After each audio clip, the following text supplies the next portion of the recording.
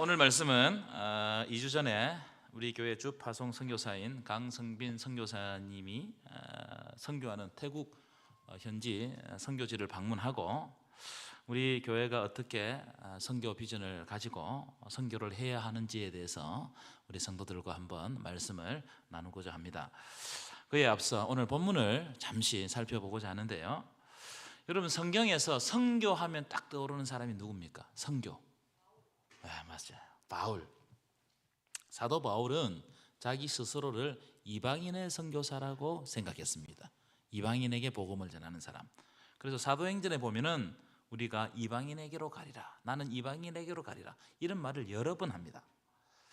예수님도 사도 바울을 회심시킬 때 이렇게 이야기해요. 그는 이방인에게 복음을 전하라고 택한 나의 그릇이다, 그런 말씀을 하셨습니다.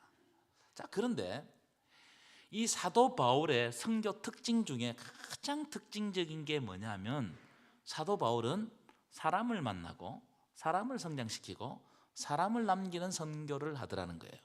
제가 성경을 쭉 읽어보니까 사도 바울은 사람에게 집중합니다. 사도 바울의 선교는 건물을 짓는 데 있지 않아요. 오직 사람에게, 사람을 만나고 성장시키고 사람을 키우는 일에 집중해요. 왜냐하면 사람이 변화되면 그 사람을 통해서 다시 사람을 얻고 그 사람들이 모여서 교회 공동체를 이루고 그 교회가 성전이 되는 것입니다. 믿으십니까?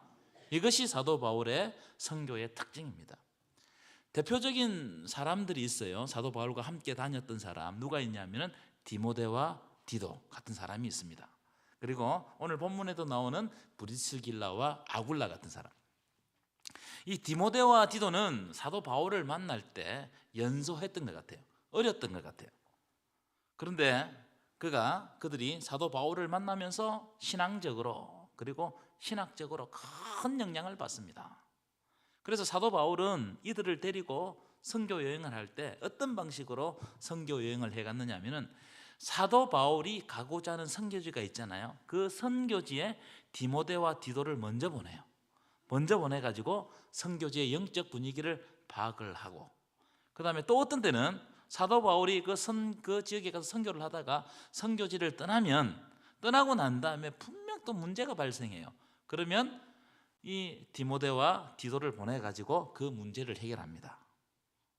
그러니까 이 사도 바울과 디모데와 디도는 한 팀이었어요. 한 팀. 브리스가와 아굴라도 마찬가지입니다. 이처럼 사도 바울의 선교 목적은 건물을 짓는데, 세우는데, 제도를 만드는데 있는 것이 아니고 사람을 먼저 세우고 그 사람들을 통해서 예수님의 제자화를 시키고 그런 사역을 했다는 거예요. 오늘 본문에 보면은 수많은 사람들의 이름이 등장하죠.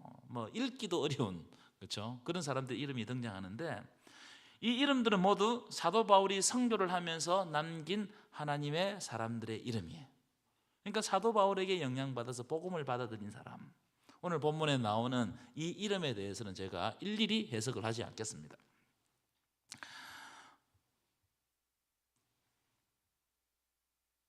그러나 중요한 것은 사도 바울의 선교는 아까도 말씀드렸지만 하나님의 사람을 만나고 그 사람을 하나님의 사람으로 만들고 그 사람을 성장시키고 또 다시 그 선교 현장으로 파송하는 것이 사도 바울의 선교의 방법이었다. 오늘 본문에도 나오는 모든 사람들도 사도 바울에 의해서 예수를 믿게 되었고 사도 바울에게 복음을 듣고 성장했고 다시 사도 바울에 의해서 각 곳으로 파송된 사람입니다. 제가 이번에 이 강성빈 선교사님 선교지를 방문하면 느낀 점이 뭐냐 하면은, 이제 띄워주실까요? PPT를. 강성빈 선교사님은 하나님의 사람을 성장시키는 데 집중하고 있다는 거예요. 참 여기에 정말 집중하고 있어요. 우리가 가서 이야기를 나눠보니까 건물에 대해서는 별 생각이 없어요. 사실은 건물은 하나님의 사람들을 훈련시키는 데 필요한 것이지 건물 자체가 필요한 것이 아니라는 것에 확고한 생각을 가지고 있어요. 건물을 세우는 것보다 더 중요한 게 뭐냐? 사람을 세우는 것이 더 중요하다. 그래서 저는 오늘 이 시간에 강성빈 선교사님이 우리 주파송 선교사님이잖아요. 주파송 선교사님이 가지고 있는 선교 비전을 여러분들과 함께 나누고, 그럼 어떻게 우리가 그 선교에 동참하고 도울 수 있는지를 한번 나누고자 합니다. 한번 읽어볼까요? 제목을 읽어볼까요? 시작. 사람을 남기는 선교. 네, 이게 오늘 본문의 제목이고 오늘 말씀의 주제입니다. 이 보시면 이 그림과 같이 강승빈 선교사님의 선교는 네 가지 큰 기둥으로 이루어져 있어요. 네 가지 큰 기둥. 네 가지 큰 기둥이 어떤 거냐면은 후아일람린 교회, 그 다음에 춤촌반, 발음이 잘 안 돼요. 춤촌반 공립학교, 그 다음에 메카찬 기숙사, 치앙라이 선교센터, 이렇게 네 가지 큰 기둥으로 이루어져 있는데요. 치앙라이 선교센터에서 후아일람린 교회까지는 2시간 40분 정도 걸리고요. 후아일람린 교회에서 공립학교까지는 1시간 30분, 그리고 공립학교에서 기숙사까지는 30분, 기숙사에서 또 후아일람린 교회까지는 40분 정도 되는 거리를 이 선교사님이 아주 부지런하게 차로 계속 움직이고 있다고. 자, 이 도표는 치앙라이 선교센터에 가보니까 선교사님이 직접 만든 사진첩이에요. 그러니까 무슨 말이냐면 자신의 사역의 기둥을 네 가지로 인식을 하고 있다는 거예요. 이렇게 사역을 하고 있습니다. 그런데요, 이 사역은 따로따로 존재하는 것이 아니고 하나의 통일된 사역이더라. 하나의 통일된 사역. 후아일람린 교회와 공립학교에서 예수를 영접하고 앞으로 공부하기로 작정한 아이들을 기숙사로 데려와 가지고 중고등학교 공부를 시키고, 이렇게 졸업한 학생들이 치앙라이 대학에 있는 대학에 입학을 하는 거예요. 그리고 이 아이들이 대학에 입학하면 치앙라이 선교센터에서 기숙을 하면서 이 학교를 다니게 하는 그런 시스템을 가지고 있습니다. 여러분, 제가 이 장면을 보면서 우리 선교사님의 이 사역이 참 유기적이다, 그 다음에 통일성이 있다, 그리고 연속적이다, 이 하나 빠지도 안 돼요. 다 연속해서 이렇게 사역을 하고 있다. 교회와 학교에서 기숙사로, 기숙사에서 공부한 학생들이 대학을 진학을 하고, 그리고 이 학생 전원이 주일이 되면 후아일람린 교회에 가서 다시 섬기고 교사로 섬기는 거예요. 그러니까 이게 선순환이 이루어지고 있다. 그러면 이게 얼마나 유기적이고 연속적인 공동체냐 이거예요. 그 다음 도표 보실까요? 그래서 강성빈 선교사님의 선교는 건물을 우선하는 선교가 아니라 사람을 철저하게 남기는 선교다. 여기에 딱 있어요. 그 다음에 어린 생명들을 예수 믿게 하고 그들이 자라면 학업을 하게 하는 거예요. 진급을 하게 하는 거예요. 진학을 하게 하고, 특별히 대학까지 가게 하고, 그래서 사람을 성장시키는 선교다. 특별히 선교를 하는데 어떻게 다가가느냐? 태권도를 가지고 다가가요. 태권도. 그러니까 문화적으로 받아들이기가 쉽다는 거예요. 그리고 사람이 모이는 곳에 기숙사나 선교센터를 운영하는 거예요. 사람이 없으면 필요 없어요. 사람이 모이니까 그게 센터를 운영하는 거예요. 무슨 말이냐? 교회와 공립학교 그리고 기숙사와 센터가 하나로 연결돼 있어요. 하나로 연결돼 있어요. 그리고 선교사님이 이 먼 거리를 일주일에 몇 번씩 왔다 갔다 하는 거예요. 제가 이 장면을 보면서 건강이 걱정이 되었습니다. 여러분 기도해 주시기 바랍니다. 몇 번 왔다 갔다 하면서 이 아이들을 관리하는 거예요. 자, 이제 실제 사역 현장을 이제 들어가 보려고 하는데 교회부터 살펴보도록 하겠습니다. 교회 이름이 뭐라고요? 한번 읽어봅시다. 시작. 제가 이 발음이 안 되더라고. 고생을 했습니다. 후아일람린 교회. 강 선교사님의 가장 중요한 사역이자 첫 번째 기둥이기도 합니다. 이 교회는요, 산꼭대기예요. 산꼭대기. 이 라흐족이라고 하는 산지족이 사는 마을에 세워진 교회인데, 이 교회는 마을의 가장 높은 곳에 세워져 있습니다. 출석 인원은, 주일마다 출석하는 인원은 장년 30명, 학생 30명 정도 출석하는데, 그런데 중요한 것은 토요 성경학교를 하면 300명의 아이들이 온다는 거예요. 놀랍죠. 그런데 그 아이들을 나중에 소개하겠지만 두 사모님이 다 먹이는 거예요. 다 먹여버리는 거예요. 교회를 섬기시는 분들 한번 볼까요? 3가정입니다. 여기는 2가정 나와 있는데, 여기 보시면 이분이 담임 전도사님이에요. 옆에 분이 우리로 치면은 전임 전도사님입니다. 타와차이 전도사님 부부, 그 다음에 니란 전도사님 부부, 이 두 분이 섬기는 거예요. 그리고 이제 여기 사진에 없는데 어린 여자 전도사님, 나나 전도사님이 또 도와서 교육전도사, 우리 같은 교육전도사예요, 섬기고 있는 거예요. 이 3가정이 얼마나 잘 섬기는지요. 교회 건물을 한번 보실 텐데, 건물은 4개 동으로 이루어져 있어요. 4개 동. 여러분 보시면 최고 위에 쪽 왼쪽 건물 있죠? 이건 식당입니다. 이 식당을 타와차이 전도사님이 직접 지었어요. 직접. 얼마나 잘 지었는지 직접 지었어요. 손수 지은 겁니다. 그다음 밑에 이게 이제 교회 사무실인데 이 교회 사무실이 좀 허접합니다. 근데 이제 컴패션이라는 선교 단체가 이 사무실을 다시 지어주기로 1,200만 원 주고 지어주기로 했어요. 그래서 이 담임 전도사님이 우리에게 뭐라고 하냐면 우리 교회가 이 1층을 지으면 2층을 지어달라는 거예요. 얼마 정도 되냐 800만 원 정도 드는데 2층을 지어달라는 거예요. 2층을 지어서 뭘 하겠느냐, 도서관, 아이들이 많이 모이는 도서관을 하겠다는, 도서관을. 그래서 우리가 기도하겠다고 그렇게 이야기했습니다. 자, 가운데 건물은 이제 교회고요. 아까도 교회 본당 안에 보셨죠? 여기 보시면 저 교회 본당 안에서 찍은 오른쪽 사진이고요. 아이고, 예.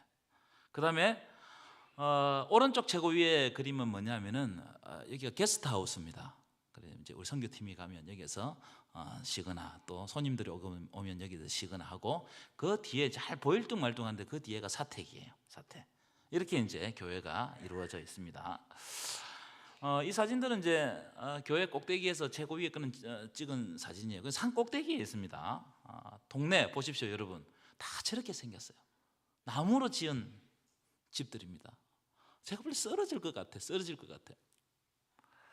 이 동네 아이들이 상당히 많은데 이 동네 아이들은 12살쯤 되면 자기들끼리 눈 맞아가지고 임신하고 애를 낳아버리는 거예요. 애가 애를 낳는 거예요. 그러면 사정이 여의치 않으면 애 버려두고 도망을 가버려요. 이런 일이 허다합니다. 그리고 아버지들은 마약에 취해 사는 사람들이 많고요. 우리가 볼 때 가정이 아니에요. 아이들을 돌봐줄 어른이 없어요. 근데 유독 아이들을 돌봐주는 데가 교회인 거예요. 아이들을 데리고 와가지고 먹이고 성경을 가르치고. 이 담임 전도사님이 참 성실하게 이 생각이 발로 생각이 한참 이야기했는데 이분이 어떤 사역을 하느냐면은 자, 이 장면은 저희가 식사를 하고 난 다음에 손수 식사를 해주더라고요. 식사를 하고 난 다음에 이제 담소를 나누는 장면이고 오른쪽 장면은 우리 최태곤 장로님이 선교비를 전달하는 자기가 손수 준비해가지고 선교비를 전달했습니다. 태국 산지족들은요 저축이라는 개념이 없어요. 그래서 하루 벌면 하루 쓰고 근데 좀 더 돈을 많이 벌면 돈 쓸 때까지 일하러 안 가는 거예요. 근데 이 전도사님이 교회에 부임했는데 무시를 많이 당했습니다. 예수 믿는 걸 무시 엄청 당했어요. 근데 자기 성도들을 모아가지고 훈련을 시켰는데 어떻게 훈련을 시켰느냐 하면은 돈을 벌면 무조건 얼마 이상 4분의 1 정도를 저금을 시키는 거예요. 저금을 시키는. 그걸 이제 전도사님이 관리를 해줘요. 그리고 11조를 반드시 내게 해요. 그래서 돈을 아주 이렇게 계획적으로 쓰게 합니다. 그리고 그 저축한 돈으로 몇 년이 지나면 이제 돈이 저축될 거 아니에요? 그러면 땅을 사주고, 땅도 없어요. 땅을 사주고, 집도 새로 지어주는 거예요. 그러니까 어떻게 돼요? 예수 믿는 사람들의 삶이 나아지는 거예요. 삶이. 그러니까 이게 차이가 나기 시작하는 겁니다. 실제로 어린 여자 전도사님, 나나 전도사님인데 집을 새로 지었습니다. 사진 보여주시면 우리가 이제 갔을 때 나나 전도사님 집 새로 지었다 그래가지고 신방을 했거든요. 제가 이제 저에게 말씀하시더라고요. 이 나나 전도사님 집은 이 동네에서 쓰러지는 집 중에서 가장 못 사는 집, 잘하면 막 쓰러져 버릴 것 같은 그런 집이었다는 거예요. 그런데 교회 일을 하면서 저축을 하고 교회에서 조금 보태고 우리 청년부에서 120만 원을 보냈어요. 그래서 집을 새로 지은 거야. 그랬더니 이 동네 사람들이 깜짝 놀라버렸어요. 못 살아도 어떻게 저렇게 못 살까 하는 그 집이요, 새 집이 된 거야. 제가 보니까 그 동네에서 가장 좋은 집이에요. 예수 믿으면 삶이 달라지고 복 받는다는 것을 전도사님이 알게 하기 위해서 이렇게 한 거예요. 아주 건강한 생각을 가지고 있더라. 뿐만 아니라 대부분의 아이들은 초등학교를 제대로 졸업하지 못합니다. 근데 이 전도사님이 이 아이들을 선교사님에게 맡겨가지고 초등학교를 졸업하고 나면 중고등학교 입학을 하게 하고 그리고 대학을 가게 하고, 어떤 여자아이는요, 제가 못 봤는데 그 여자아이는 우리나라로 치면 서울대 의대 간호과에 입학을 한 거예요. 대단하죠. 그래가지고 지금 이제 3학년 되면은 의대로 편입을 하겠다. 지금 그 꿈을 가지고 있더라고요. 그런 아이들이 마을에 와가지고 간증을 하니까 이 마을이 완전히 달라지는 거예요. 그러니까 그동안 이 전도사님을 무시하고 뭐 이렇게 깔보고 했던 사람들이 이제 교회를 존중하고 전도사님을 존경하고 교회 행사가 마을 행사가 돼버렸어요. 교회 행사가 성탄절이나 감사절이나 부활절이 되면요 마을 잔치가 되는 거예요. 이 교회 잔치가 마을 잔치가 되는 거예요. 특히 주일이 되면 공부하러 나갔던 아이들이, 그죠? 대학생 아이들 또 고등학생 아이들이 돌아와가지고 그 아이들을 섬기니까 그 동네 사람들이 교회를 신뢰하고 교회에 아이들을 맡겨주는 거예요. 이게 선순환이 일어나는 거예요. 그러니까 토요 학교에 300명이라는 아이들이 모인다는 거예요. 놀랍죠? 우리 박수 한번 보내드릴까요? 참 놀라운 일입니다. 앞에서 말씀드렸던 것처럼 이제 1층을 컴패션이 지으면 2층을 우리 교회가 올리고자 해요. 저는 올렸으면 좋겠어요. 우리 당에서 잘 응원하겠습니다. 여러분 기도해 주시면 감사하겠습니다. 이제 두 번째, 첫 번째 이제 기둥이고요. 두 번째 기둥은 뭐냐? 학교예요. 학교. 춘천방구 공립학교. 이 말이 잘 안 되는데 춘천방구 공립학교. 선교사님 부부는 이 학교의 교사입니다. 교사. 근데 그냥 교사가 아니고 존경받는 교사예요. 존경받는 교사입니다. 강성빈 선교사님은 태권도와 체육을 가르치고 박미선 선교사님 아내 사모님이라고 그러잖아요. 박미선 선교사님 한국어를 가르쳐요. 선교사님 부부는 이 학교 교사이기 때문에 비자가 다 해결됩니다. 그러니까 여러분 선교사의 가장 중요한 비자예요. 머물 수 있는 비자가 있어야 되거든. 안 그러면 다 쫓겨나는 거예요. 이 학교는 전교생이 한 200명 정도 조금 넘는 학교인데 선교사님이 이 학교 오기 전에는 학생이 점점 줄어들었어요. 태국은 교육 시스템이 어떻게 되어 있냐면 1년에 딱 마치고 나면 학교를 옮길 수가 있어요. 옆에 학교를. 우리처럼 그렇지. 우리는 1년 딱 1학년 들어가면 6학년까지 졸업해야 되잖아요. 그렇지 않아요. 마음대로 옮겨 다닐 수 있어요. 근데 이 학교 메리트가 없으니까 점점 빠져나갔어요. 근데 선교사님이 이 학교 와가지고 태권도를 가르치고 한국어를 가르치고 직업 교육을 하고 이러니까 학생들이 늘어나는 거예요. 많이 늘어났어요. 학교를 한번 잠시 볼까요? 학교 사진이 많이 없어가지고 이게 정문이고 왼쪽이 정문이고요. 보시면 불상이 있죠, 그죠? 이 공립 학교마다 불상이에요. 불상이. 조회 시간이 되면 사람 아이들을 모아가지고 예불을 하는 거예요. 예불을. 지금 이 사진은 우리 선교팀이 가가지고 우리 청년부 선교팀이 가가지고 예배드리는 장면을 가져온 겁니다. 그런데 선교사님이 이 학교 가고 난 다음에 어떤 일이 생겼느냐? 아침 조회 시간에 불상에게 예불을 드리는데 선교사님 교장 선생님에게 청원을 해가지고 아침 조회 시간에 혹시 예배를 드리고 싶은 아이들이 있으면 예배를 드릴 수 있도록 해달라고 그렇게 청원을 했습니다. 부탁을 했어요. 그래서 그때부터 아침마다 예배를 드리기 시작했는데 200명의 학생 중에 90명이 참석한다는 거예요. 놀랍죠? 제가 이 장면 보고 감동을 했어요. 예배 드리는 한 장소를 한번 보실까요? 자, 이 선교센터 이름은 마하나임 선교센터입니다. 마하나임 선교센터. 우리 청년들이 몇 년 전에 가가지고 여기 지금 리모델링을 잘 했는데 리모델링 하기 전에 그 건물에 페인트도 칠하고 자원봉사를 했던 곳인데 지금 완전히 리모델링 해가지고 새 집이 되었어요. 이 선교센터는 선교사님이 우리 교회에 주파송 선교사 있기 전에 순천에서 주파송을 받았습니다. 그때 어떤 분이 2천만 원을 헌금을 했어요. 사연이 있더라고요. 자기 아들이 뇌졸중으로 갑자기 별세를 했는데 그 보험금을 받아가지고 여기에 헌금을 했어요. 그래서 리모델링을 싹 다시 새 집으로 만든 거예요. 마하나임 선교센터는 선교사님의 집무실, 태권도장 그리고 카페도 있어요. 카페. 그다음 사택이 이렇게 이루어져 있습니다. 여기 보시면 이제 정면 사진인데요. 정면에서 본 사진인데 여기 이제 정면 사진 끝에 보면은 선교사님의 집무실 있고요. 그다음에 이제 여기가 중요한 장소예요. 태권도장입니다. 태권도장. 아침마다 여기서 90명이 예배를 드리는 거예요. 몇 년 전에 어떤 분이 이제 제가 부임하자마자 그분도 새 가족으로 오셨는데 그분이 500만 원을 교육자실에 맡겨주셨어요. 헌금하라고. 그래서 여기에 선교센터에 방송 시스템하고 신디 있죠, 그죠? 우리 전자피아노 CD를 살 수 있도록 보냈어요. 그러니까 지금 그 밑에 있잖아요. 저 아래쪽에 그게 이제 우리 교회 성도가 보낸 겁니다. 그다음에 저 오른쪽 위에 사진은 얼마 전에 우리가 300만 원 보냈나 500만 원 보냈나 기억이 잘 안. 얼마 보냈죠, 장로님? 그 정도 보냈죠, 그죠? 에어컨 2대를 넣었어요. 그 LG 에어컨인데 이것도 뭐 새 건 아니고 중고였습니다. 근데 굉장히 비쌉니다. 여기는 공산품은 엄청 비싸요, 엄청 비싸요. 이 장소에서 앞으로 한 달에 한 번 찬양 축제가 열릴 겁니다. 찬양 예배가 열릴 건데 200명이 참석한다는 거예요. 놀라운 일이죠. 이렇게 선교 지평이 계속 늘어가고 있습니다. 이번에 제가 태국 갈 때 어떤 분이 100만 원을 주셨어요. 그래 100만 원을 가져가 가지고 이제 여기서 찬양 집회를 한다고 하니까 드럼을 구입하라고 드렸어요. 스피커도 지금 저게 몇 년 전에 해가지고 그때는 좋았는데 지금은 잘 안 나와요. 잘 안 나와가지고 스피커 추가 설치하기로 이래가지고 100만 원을 드리고 왔습니다. 자, 그럼에도 불구하고 200명 집회하기는 턱없이 부족합니다. 이 앰프 시스템이 이 찬양 예배할 수 있는 앰프 시스템이 아니에요. 그러니까 보니까 마이크 하나밖에 없어. 마이크 한 10개 정도, 10채널 정도는 나와야 되거든요.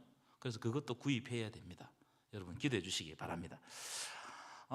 여기 보면 카페입니다. 태권도장하고 딱 붙어 있는데 아이들이 태권도를 배울 때 부모들이 와서 여기서 커피도 마시고 직업 교육도 하고 아이디어가 너무 좋죠. 아주 아기자기하게 만들어놨는데 이제 주민들을 위해 가지고 커피, 바리스타 직업 교육을 이제 시작하려고 한다고 합니다.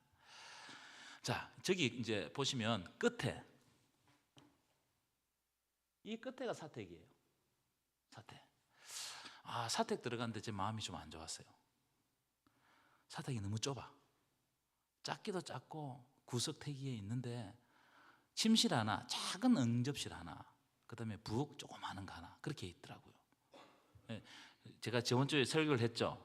다른 선교지에다가 건물을 자기가 원룸을 지었는데 그 뺏겼다고 그랬잖아요. 그리고 이제 그 없이 이제 이렇게 다니시다가 여기 이제 마하나임 선교센터를 하면서 사택이 들어간 겁니다. 그다음에 이제 여기 우리 교회에서 얼마 전에 500만 원을 보냈습니다. 화장실을 지었어요. 이게 화장실인데요. 태권도로 배우러 온 아이들이 여기서 화장실을 쓸 수 있도록 샤워도 할 수 있도록 그렇게 만들었습니다. 그러니까 교장 선생님 너무 좋아하는 거예요. 너무 좋아하는 거예요. 하나씩 이렇게 학교에 이렇게 건물이 지어져 가니까 너무 좋아하는 거예요. 근데 이제 선교사님 꿈이 뭐냐면 여기에 게스트 하우스를 하나 더 짓고 싶대요. 여기 화장실에 옆으로 여기 이 부분에 게스트 하우스를 방 2개 넣어가지고 샤워 시설 해가지고 게스트 하우스를 짓고 싶은데 왜냐하면 졸업한 학생들 선교사님에게 태권도를 배운 학생들이 여기 와서 아이들을 가르치면서 사범이 되어 있습니다. 한 청년이 성리라는 청년이 이제 사범이 되어 있는데 그 애가 잘 데가 없어. 그래서 자기도 산지족인데 산지까지 오토바이로 한 2시간 왔다 갔다 해야 되는 거예요. 그래서 여기 게스트 하우스를 지고 한 1,000만 원 정도 드는데 우리 당에서 잘 의논해가지고 이렇게 사업을 추진하도록 하겠습니다. 자, 이 사진은 박미선 선교사님 한국어 수업하는 교실입니다. 여러분 박미선 선교사님 처음 봤을 때 저는 저분이 그 선교를 하겠나 숙기가 없고 그랬는데 제가 선교지에 가보니까 이분이 날아다녀. 선교 체질이에요. 막 아이들이 엄마처럼 매달리는 거예요. 정말 엄마 같아요. 엄마 같아요. 중요한 게 뭐냐면 선교사님이 대학을 다니거나 고등학교를 다니는 산지족 아이들을 공립학교로 다시 데리고 와가지고 공립학교 아이들과 함께 예배를 드리고 간증도 시키고 공연도 준비하고 또 아이들에게 꿈과 비전을 심어주는 거예요. 그러니까 대학 간 아이들이 와가지고 공립학교에서 간증해 주는 거예요. 그러니까 이 선순환이 또 일어나더라. 그러니까 여러분 이 학교 사역을 위해서 기도해 주시기 바랍니다. 이 학교에는요 마르지 않아요. 아이들이 계속 오니까 여기에서 선교가 잘 되면 이 아이들이 그 앞으로 복음을 받아들일 아이들이다. 이 사역을 위해서 기도해 주시기 바랍니다. 세 번째 기둥 맥가찬 기독 학생 기숙사입니다. 이렇게 산지족 아이들과 공립학교 아이들이 초등학교를 졸업하면요 선교사님 계속 공부를 시키는데 공부하고 싶은 학생들을 모아가지고 기숙사 생활을 하면서 중고등학교 학교를 다니게 하는 겁니다. 이 기숙사는 아이들의 꿈과 비전을 계속 해나갈 수 있는 장소예요. 일단 사진을 한번 보실 텐데요. 이 아이들입니다. 우리가 전체 단체 사진을 찍었거든요. 근데 중요한 것은 밑에 집사님 부부입니다. 선교사님과 집사님 부부인데 이 집사님 두 부부가 이 아이들을 다 케어합니다. 남자 집사님은 철공소 직장을 다니면서 아이들을 돌보고 있고 여자 집사님은 밥을 해줘요. 근데 산지 그 교회에 유일하게 대학을 졸업한 부부예요. 이 아이들이 이 부부가 내려와 가지고 아이들을 양육시키는 거예요. 전도사님이 보냈어요. 일부러 아이들을 잘 양육시키라고. 기숙사는 어떻게 운영되느냐면은 아이의 부모들이 절반을 감당해요. 교회가 절반을 감당해요. 그래가지고 아이들을 위해서 건물을 빌려가지고 이렇게 기숙사를 하고 있는 겁니다. 그리고 이 두 부부가 식사를 제공하고 그렇게 하고 있어요. 근데 선교사님은 아이들을 위해서 뭘 하느냐? 이 아이들 15명이잖아요. 15명. 매월 3만 원에서 5만 원씩 장학금을 전달해 줍니다. 아이들이 학교 다니면서 생활할 수 있도록 장학금을 지급하는데 이 돈은 선교사님 개인 돈으로 다 지급을 하는 것 같아요. 제가 그 부분도 마음이 좀 아팠어요. 선교사님 자기 자녀들은 처음에 태국에 가가지고 돈이 없어가지고 검정고시를 시켰거든요. 근데 산지 아이들은 내려와가지고 국제 공부를 시킨다는 거예요. 장학금을 줘가지고. 제가 이 부분을 생각하면서 기도했는데 이렇게 했으면 좋겠습니다. 15명 아이들 여러분들 신청해 주시면 우리 교회의 한 가정과 이 아이들 1대1로 매칭해가지고 장학금을 주면서 좀 양육하면 좋지 않겠나. 얼마 되지 않으니까 여러분 그렇게 기도하시면서 신청해 주시면 감사하겠어요. 태국에는 신분 제도가 있습니다. 타이족은 태국의 이제 지배족인데 상류층이에요. 이 아이들은 부족함이 없어요. 하지만 산지 아이들은 교육의 기회도 없고 사회 진출 기회도 없어요. 그런데 타이족들은요, 우리나라 젊은 사람들처럼 결혼도 하지 않고 아기도 잘 안 낳습니다. 기독교도 안 받아들여요. 왜냐하면 지회층이기 때문에 그걸 유지하는 게 자기한테 좋은 거예요. 근데 산지족은 결혼도 하고 아기도 많이 낳아요. 시간이 갈수록 산지족이 훨씬 많아질 거예요. 그런데 중요한 게 뭐냐면은 지금 산지족에게 급속한 선교가 일어나고 있다는 거예요. 우리가 이 포인트를 잘 봐야 돼요. 선교사님 꿈이 뭐냐면 이 산직 아이들을 잘 성장시키면 이 아이들이 태국을 변화시키는 현지 선교사가 된다는 거예요. 그래서 제가 이런 이야기를 했습니다. 걱정하지 마시라. 아이들이 잘하고 있다. 아이들이 자라면 그 아이들이 선교사가 된다는 거예요. 이 꿈을 가지고 지금 양육을 시키고 있어요. 자, 이 다음 사진 보시면 이 사진은 이제 우리가 가서 식사했던 장면입니다. 우리가 이제 그 치킨을 사가지고 같이 먹었던 사진인데요. 하고 난 다음에 잠시 예배를 드렸거든요. 우리 아이들이 찬양하는 장면 한번 보실까요? 찬양하는 장면.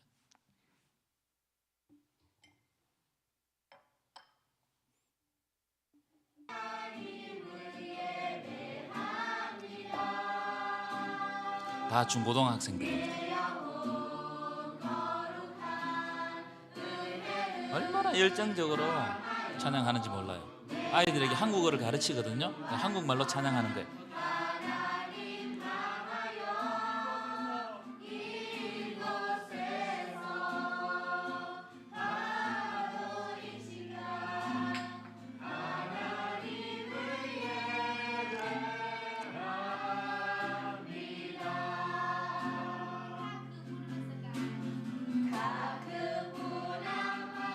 다 보여줄 수가 없어요. 할 게 많은 게 됐습니다.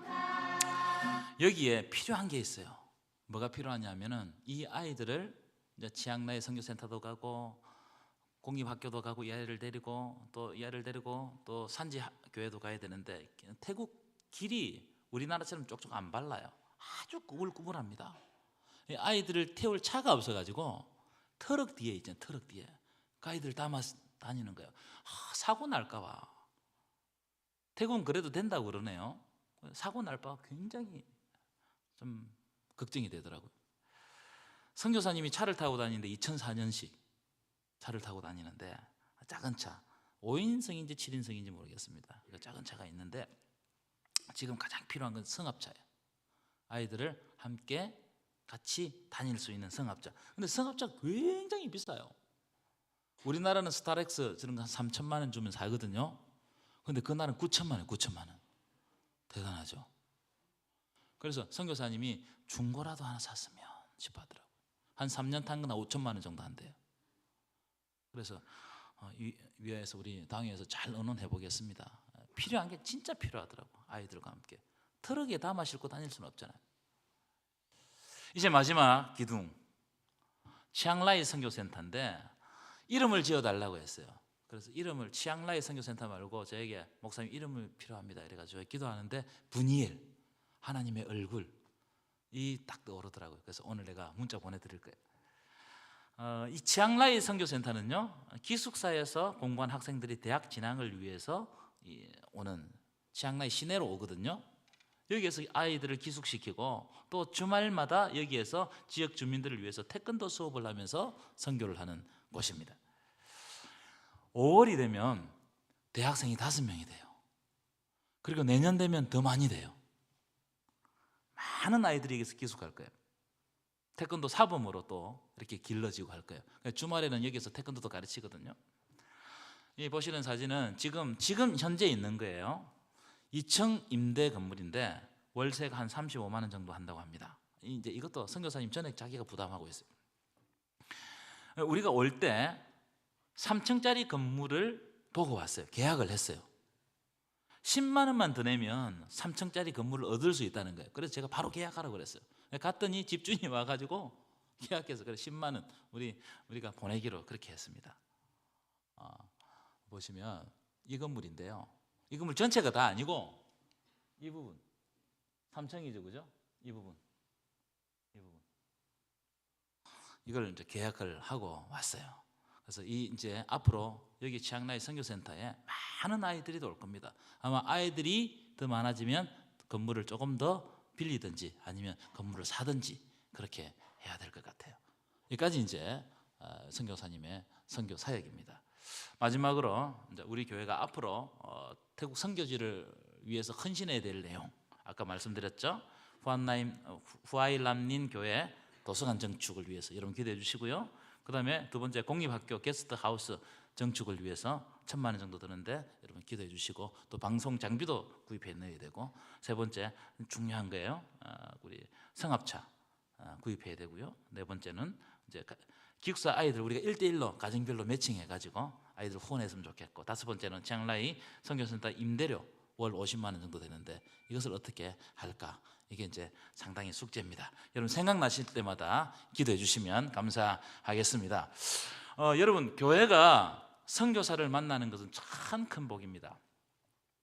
각 교회마다 선교지 때문에 분쟁을 하는 교회들이 많아요. 선교사 때문에 분쟁하는 교회들도 있어요. 하나님께서 우리 교회에 참 좋은 선교사님, 성실한 선교사님, 정직한 선교사님을 보내주신 것 같아요.